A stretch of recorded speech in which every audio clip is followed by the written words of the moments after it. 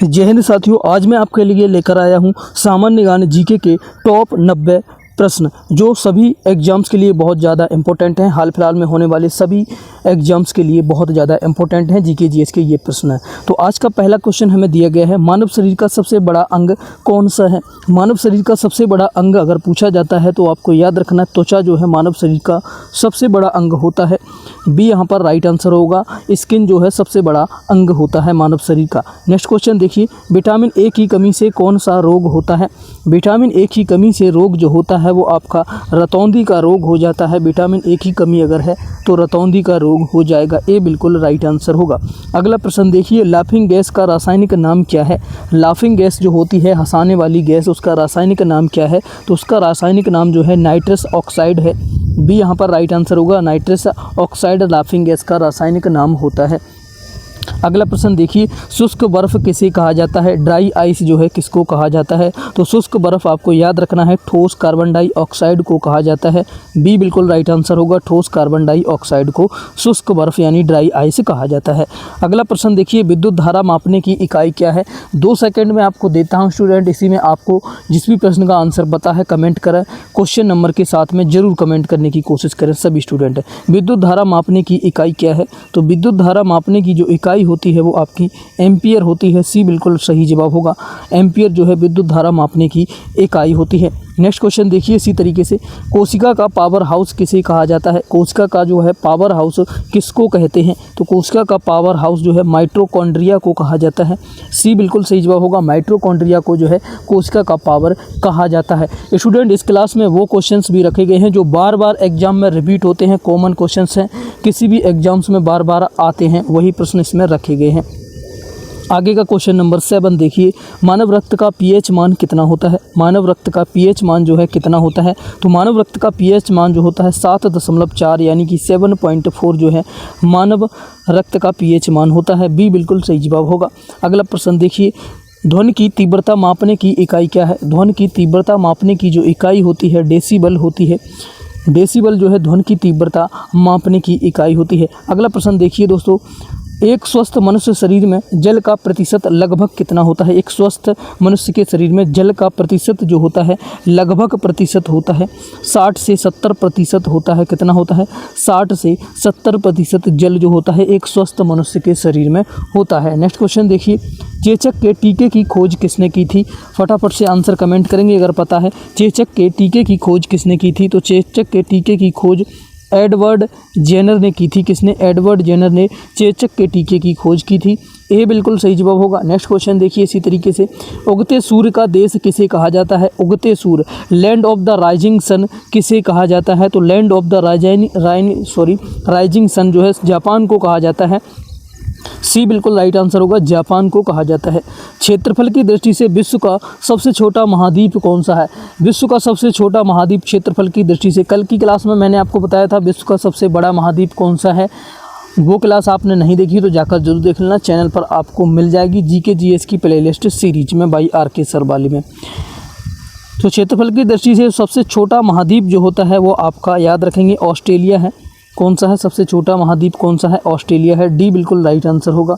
Next question देखिए, विश्व की सबसे गहरी झील कौन सी है। विश्व की सबसे गहरी जो झील है वो आपकी बैकाल झील है। बैकाल यानी कि काल की झील है। ये काल है, बैकाल है, इसमें गिर गए तो काल है, बचोगे नहीं।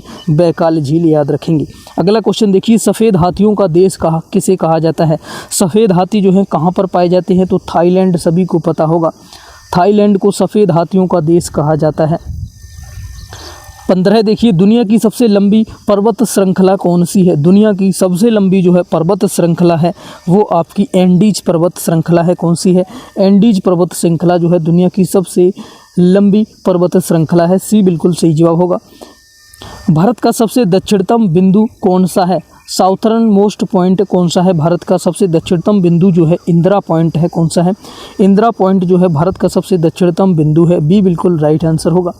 नेक्स्ट क्वेश्चन नंबर 17 देखिए, विश्व का सबसे बड़ा नदी डेल्टा कौन सा है। विश्व का सबसे बड़ा नदी डेल्टा जो है कौन सा है। तो विश्व का सबसे बड़ा नदी डेल्टा वो आपका सुंदरबन डेल्टा है। कौन सा सही हो जाएगा। सुंदरबन डेल्टा होगा। बी बिल्कुल सही जवाब होगा। जो भी स्टूडेंट चैनल से नए जुड़े हैं तो चैनल को सब्सक्राइब करके बेल आइकन को ऑन कर लें ताकि आने वाली सभी क्लास की जानकारी सबसे पहले आपको मिले। और सभी साथी वीडियो को लाइक कर देंगे, थम्स अप का बटन दबाकर, और शेयर कर दें अपने सभी दोस्तों के साथ। एक बार सभी साथी लाइक जरूर करेंगे जो भी स्टूडेंट देख रहे हैं, जिससे हमें भी मोटिवेशन मिलता है और हम आपके लिए अच्छे से अच्छे क्वेश्चंस की क्लास लाते रहते हैं स्टूडेंट। इससे हमें कोई पैसा नहीं मिलता है, सिर्फ यहाँ से मोटिवेशन मिलता है। तो आप सभी स्टूडेंट वीडियो को लाइक करें थम्स अप का बटन दबाकर। नेक्स्ट क्वेश्चन देखिए, मध्यरात्रि के सूर्य का देश किसे कहा जाता है? लैंड ऑफ मिडनाइट सन किसे कहा जाता है? मध्यरात्रि के सूर्य का देश किसको कहा जाता है? तो नॉर्वे को कहा जाता है। मध्यरात्रि के सूर्य का देश नॉर्वे को कहा जाता है। नॉर्वे जो है स्टूडेंट विश्व प्रेस सूचकांक इंडेक्स में नंबर 1 पर है। अभी प्रेस स्वतंत्रता में कितने नंबर पर है? नंबर 1 पे है, ये आपको याद रखना है, नॉर्वे। नेक्स्ट क्वेश्चन देखिए, विश्व की सबसे बड़ी खारे पानी की झील कौन सी है? विश्व की सबसे बड़ी जो खारे पानी की झील है वो आपकी कैस्पियन सागर झील है। कौन सी है? कैस्पियन सागर झील जो है विश्व की सबसे बड़ी खारे पानी की झील है। नेक्स्ट क्वेश्चन देखिए, ऑस्ट्रेलिया की राजधानी क्या है? ऑस्ट्रेलिया की राजधानी सभी को पता होगा, कैनबरा जो है ऑस्ट्रेलिया की राजधानी है। डी बिल्कुल सही जवाब होगा। कितने स्टूडेंटों को पता था कमेंट में बताएंगे? डी भर दीजिए, कमेंट में डी ऑप्शन आना चाहिए जिनको भी पता है। अगला क्वेश्चन देखिए, जलियांवाला बाग हत्याकांड किस वर्ष हुआ था? जलियांवाला बाग जो हत्याकांड हुआ था वो आपका 1919 में हुआ था। कब? 1919 में भैया जलियांवाला हत्याकांड हुआ था, जहां पर काफ़ी सारे लोग मारे गए थे। बी बिल्कुल सही जवाब होगा। नेक्स्ट क्वेश्चन देखिए, स्वतंत्र भारत के प्रथम राष्ट्रपति कौन थे? स्वतंत्र भारत के जो प्रथम राष्ट्रपति थे डॉक्टर राजेंद्र प्रसाद थे। कौन थे? डॉक्टर राजेंद्र प्रसाद थे। सी बिल्कुल सही जवाब होगा। अगला क्वेश्चन देखिए, करो या मरो, डू और डाई का नारा किसने दिया था? बहुत ज़्यादा इंपॉर्टेंट है, रिपीट होता है एग्जाम में क्वेश्चन, अच्छी तरीके से इसे याद कर लीजिए। करो या मरो का नारा जो दिया था महात्मा गांधी ने दिया था। किसने? महात्मा गांधी ने दिया था। बी बिल्कुल सही जवाब होगा। नेक्स्ट क्वेश्चन देखिए, भारतीय राष्ट्रीय कांग्रेस की स्थापना किस वर्ष हुई थी? भारतीय राष्ट्रीय कांग्रेस की स्थापना की बात की जाए तो याद रखना 1885 में हुई थी। कब? 1885 में हुई थी। ए बिल्कुल सही जवाब होगा। क्वेश्चन नंबर 25 देखिए, आर्य समाज की स्थापना किसने की थी? आर्य समाज की स्थापना जो की थी स्वामी दयानंद सरस्वती ने की थी। किसने की थी? स्वामी दयानंद सरस्वती ने की थी। सी बिल्कुल सही जवाब होगा। नेक्स्ट क्वेश्चन देखिए, भारत की प्रथम महिला राष्ट्रपति कौन थी? भारत की प्रथम महिला राष्ट्रपति पूछी जाए तो आपको याद रखना है प्रतिभा पाटिल थी। कौन थी? प्रतिभा पाटिल जो भारत की पहली महिला राष्ट्रपति थी। बी बिल्कुल सही जवाब होगा। भारत की पहली प्रधानमंत्री महिला प्रधानमंत्री इंदिरा गांधी थी। कौन थी? इंदिरा गांधी। नेक्स्ट क्वेश्चन देखिए, लोकसभा के सदस्यों का सामान्य कार्यकाल कितने वर्षों का होता है? लोकसभा के सदस्यों का सामान्य कार्यकाल जो होता है स्टूडेंट वो आपका याद रखेंगे 5 वर्ष का होता है। कितना होता है? 5 ईयर्स का होता है कार्यकाल इनका, 5 वर्षों का होता है। बी बिल्कुल यहाँ पर सही जवाब होगा। अगला क्वेश्चन नंबर 28 देखिए, भारतीय संविधान सभा के अस्थायी अध्यक्ष कौन थे? अस्थायी टेम्परेरी प्रेसिडेंट कौन थे भारतीय संविधान सभा के? तो अस्थायी अध्यक्ष जो थे भारतीय संविधान सभा के सच्चिदानंद सिन्हा थे। कौन थे? सच्चिदानंद सिन्हा थे। सी बिल्कुल सही जवाब होगा। अगला प्रश्न देखिए, फॉरवर्ड ब्लॉक की स्थापना किसने की थी? फॉरवर्ड ब्लॉक की जो स्थापना हुई थी वो किसने की थी? तो फॉरवर्ड ब्लॉक की स्थापना सुभाष चंद्र बोस ने की थी। किसने की थी? सुभाष चंद्र बोस ने। सी बिल्कुल राइट आंसर होगा। अगला प्रश्न देखिए, असहयोग आंदोलन किस वर्ष शुरू हुआ था? असहयोग आंदोलन की जो शुरुआत हुई थी आपको याद रखना है 1920 में हुई थी। कब? 1920 में हुई थी स्टूडेंट। असहयोग आंदोलन की शुरुआत 1920 में हुई थी। क्रिकेट पिच की लंबाई कितनी होती है? बहुत ज़्यादा इंपॉर्टेंट है। क्रिकेट पिच की जो है लंबाई कितनी होती है? अगर उत्तर पता है कमेंट करके बता दीजिए फटाफट से। 22 गज जो है क्रिकेट पिच की लंबाई होती है। कितनी होती है? 22 गज होती है, 22 गज होती है। बी बिल्कुल सही जवाब होगा। नेक्स्ट क्वेश्चन देखिए, ओलंपिक खेलों में, अगला प्रश्न 32, ओलंपिक खेलों में व्यक्तिगत स्वर्ण पदक जीतने वाले पहले भारतीय कौन थे? ओलंपिक खेलों में व्यक्तिगत स्वर्ण पदक जीतने वाले पहले भारतीय जो थे अभिनव बिंद्रा थे। कौन थे? अभिनव बिंद्रा थे। सी बिल्कुल यहाँ पर राइट आंसर होगा। कौन थे? अभिनव बिंद्रा थे। अगला प्रश्न देखिए स्टूडेंट 33, पोलो 33, पोलो की एक टीम में कितने खिलाड़ी होते हैं? पोलो की एक टीम में जो खिलाड़ियों की संख्या होती है आपको याद रखना है 4 खिलाड़ी होते हैं।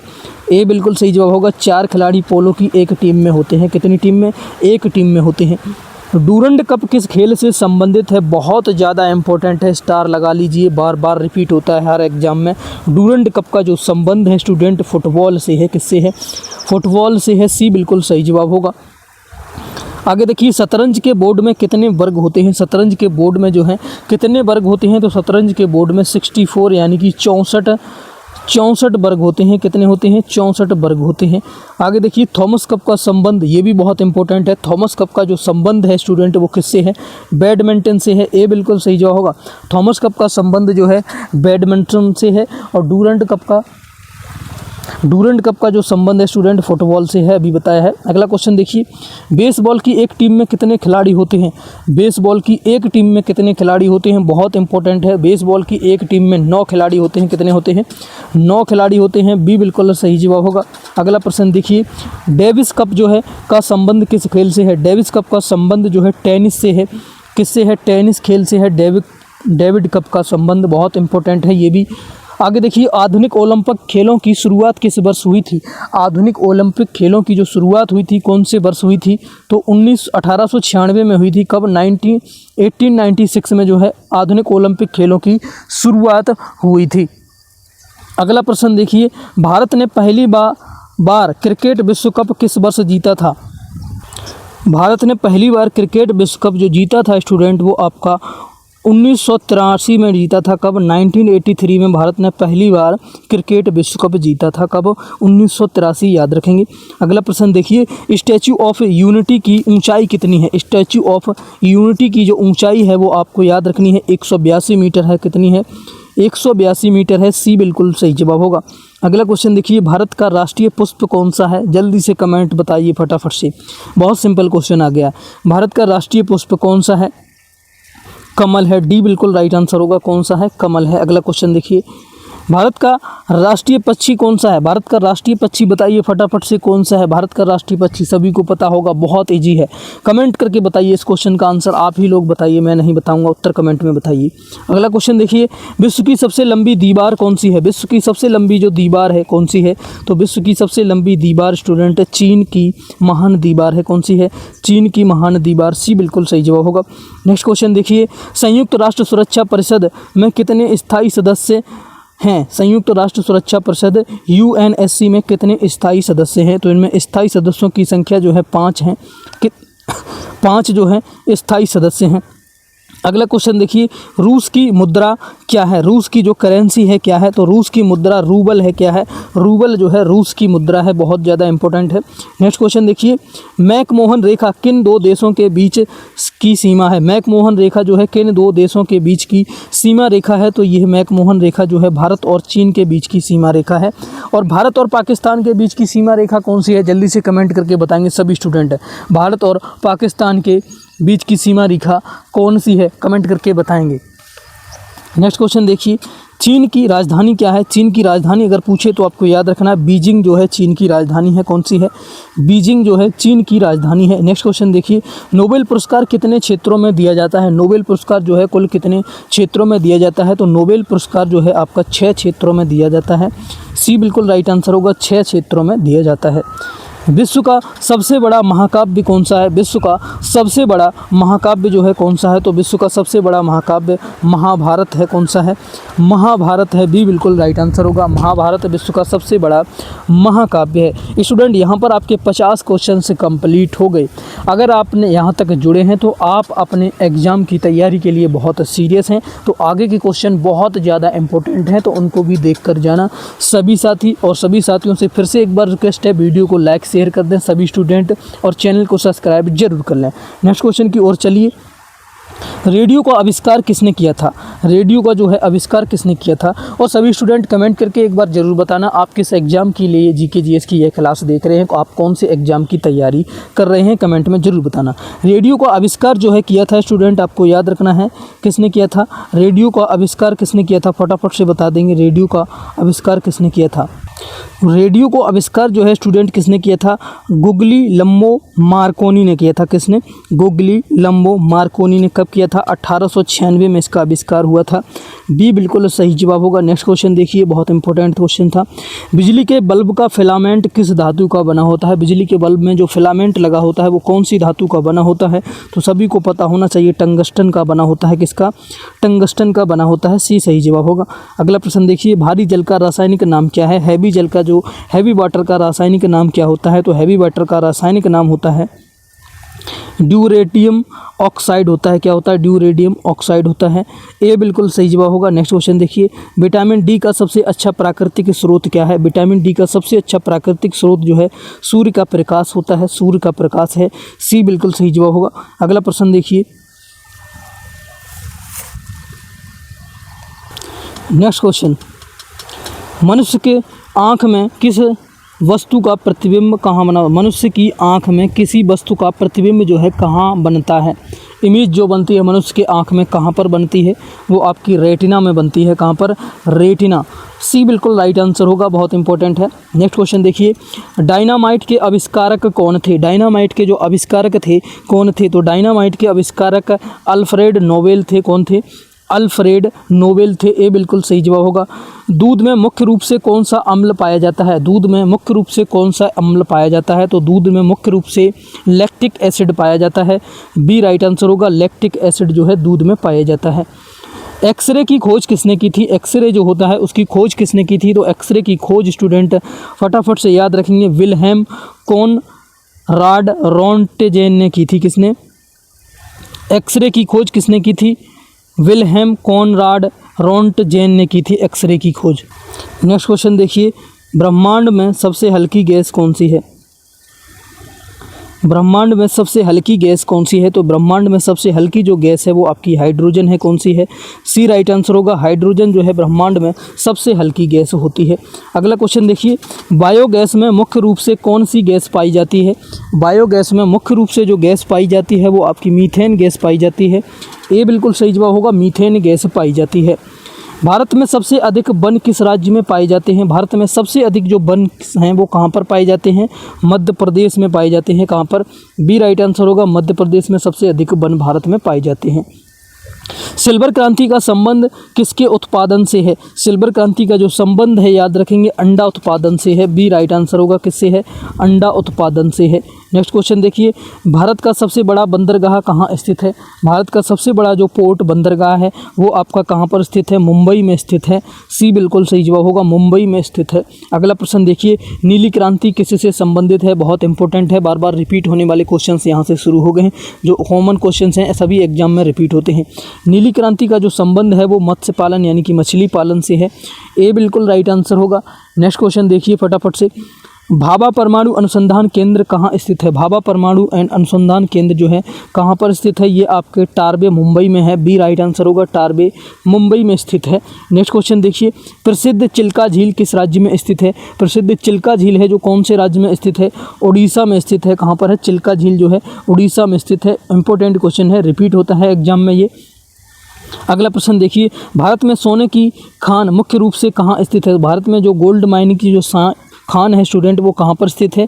तो वो आपकी स्थित है कोलार, कर्नाटक में है। कहाँ पर है? कोलार खदान है, कर्नाटक में है। कौन सी खान है? कोलार। नेक्स्ट क्वेश्चन देखिए, काजीरंगा राष्ट्रीय उद्यान किस जानवर के लिए प्रसिद्ध है? काजीरंगा राष्ट्रीय उद्यान जो है एक सींग वाला गेंडा के लिए प्रसिद्ध है। सी बिल्कुल सही जवाब होगा। एक सींग वाला गेंडा के लिए प्रसिद्ध है। भारत में मसालों का बगीचा किस राज्य को कहा जाता है? भारत में मसालों का बगीचा जो कहा जाता है वो आपका केरल को कहा जाता है। बी राइट आंसर होगा। केरल को मसालों का बगीचा कहा जाता है। भारत का सबसे लंबा रेलवे प्लेटफॉर्म कहाँ पर स्थित है? भारत का जो सबसे लंबा रेलवे प्लेटफॉर्म है वो हुगली, कर्नाटक में है। कहाँ पर है? सी राइट आंसर होगा। हुबली जो है कर्नाटक में है। अंतर्राष्ट्रीय महिला दिवस कब मनाया जाता है? अंतर्राष्ट्रीय महिला दिवस जो है याद रखना आपको 8 मार्च को मनाया जाता है। कब? 8 मार्च को अंतर्राष्ट्रीय महिला दिवस मनाया जाता है। रामचरितमानस की रचना किसने की थी? बहुत ज़्यादा इंपॉर्टेंट है। रामचरितमानस की जो रचना की थी तुलसीदास ने की थी। किसने? तुलसीदास ने रामचरितमानस की रचना की थी। बी राइट आंसर होगा। अगला क्वेश्चन देखिए, बिहू किस राज्य का प्रसिद्ध लोक नृत्य और त्यौहार है? बिहू जो है कौन से राज्य का प्रसिद्ध लोक नृत्य और त्यौहार है? तो ये है बिहू जो है असम राज्य का प्रसिद्ध लोक नृत्य और त्यौहार है। सी राइट आंसर होगा। कहाँ का है? असम का है भैया, याद रखेंगे असम का है। नेक्स्ट क्वेश्चन देखिए दोस्तों, ओणम किस राज्य का प्रमुख त्यौहार है? ओणम जो है कौन से राज्य का प्रमुख त्यौहार है? तो ओणम जो है केरल का है। कहाँ का है? ओणम जो है केरल का प्रसिद्ध त्यौहार है। नेक्स्ट क्वेश्चन देखिए, भारत में शिक्षक दिवस किसकी जयंती के अवसर पर मनाया जाता है? भारत में जो टीचर्स डे शिक्षक दिवस मनाया जाता है किसकी जयंती के आधार पर मनाया जाता है? तो डॉक्टर सर्वपल्ली राधाकृष्णन के अवसर पर मनाया जाता है। कब? किसकी जयंती के अवसर पर? डॉक्टर सर्वपल्ली राधाकृष्णन के जयंती के अवसर पर।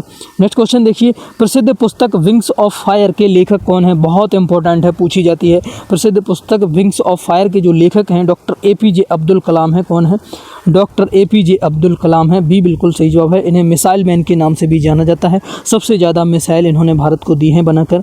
अगला क्वेश्चन देखिए, डांडिया किस राज्य का प्रसिद्ध लोक नृत्य है? डांडिया जो है कौन से राज्य का प्रसिद्ध लोक नृत्य है? तो डांडिया जो है वह आपका गुजरात का प्रसिद्ध लोक नृत्य है। कहाँ का है? डांडिया जो है गुजरात का प्रसिद्ध लोक नृत्य है। अर्थशास्त्र नामक प्राचीन ग्रंथ के रचयिता कौन थे? अर्थशास्त्र नामक प्राचीन ग्रंथ के जो रचयिता थे चाणक्य कौटिल्य थे। कौन थे? चाणक्य कौटिल्य। बी बिल्कुल राइट आंसर होगा, चाणक्य कौटिल्य थे। नेक्स्ट क्वेश्चन देखिए, राष्ट्रीय विज्ञान दिवस कब मनाया जाता है? राष्ट्रीय विज्ञान दिवस इंपॉर्टेंट है, आपको याद रखना है 28 फरवरी को। कब? 28 फरवरी को राष्ट्रीय विज्ञान दिवस मनाया जाता है, 28 फरवरी। बी राइट आंसर होगा। अगला देखिए, भारत का सर्वोच्च खेल पुरस्कार कौन सा है? भारत का सर्वोच्च जो खेल पुरस्कार है याद रखेंगे कौन सा है?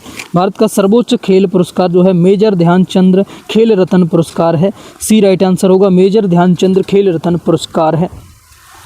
विश्व का सबसे लंबा, अगला क्वेश्चन देखिए, विश्व का सबसे लंबा जानवर कौन सा है? विश्व का सबसे लंबा जो जानवर है वो कौन सा है? तो विश्व का सबसे लंबा जानवर जो है वो आपका जिराफ है। कौन सा है? जिराफ जो है विश्व का सबसे लंबा जानवर है। अगला क्वेश्चन देखिए, विश्व का सबसे बड़ा स्थलीय जानवर कौन सा है? विश्व का सबसे बड़ा स्थलीय जानवर लैंड एनिमल कौन सा है? तो सबसे बड़ा स्थलीय जानवर जो है वो आपका गैंडा है। कौन सा है? गैंडा है। कौन सा है? विश्व का सबसे बड़ा स्थलीय जानवर गैंडा नहीं है, अफ्रीकी हाथी है। सी राइट आंसर है। कौन सा है? अफ्रीकी हाथी है। सी बिल्कुल सही जवाब होगा।